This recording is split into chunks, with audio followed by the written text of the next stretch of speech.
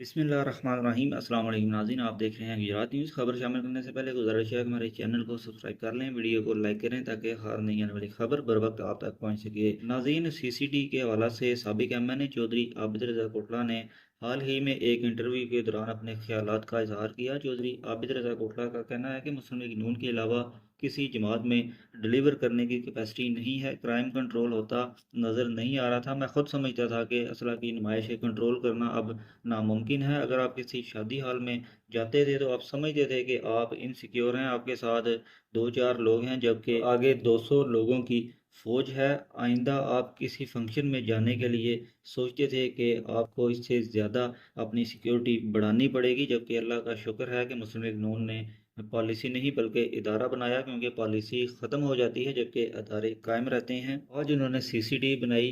आप इसके कानूनी पहलुओं पर इख्तलाफ कर सकते हैं, लेकिन इसके अलावा पंजाब की बीमारी का इलाज नहीं था। अल्लाह का शुक्र है कि आप देखें कि किस तरह अमन व अमान हुआ और असला की नुमाइश कम हुई। चौधरी आबिद रज़ा कोटला ने मुस्लिम लीग नून के इस इनिशिएटिव को जो है अप्रिशिएट किया है और अपने ख्यालात का इजहार किया है। कमेंट बॉक्स में अपनी राय से ज़रूर आगाह करें। अगली वीडियो तक ली दीजिए इजाज़त। अल्लाह हाफिज़।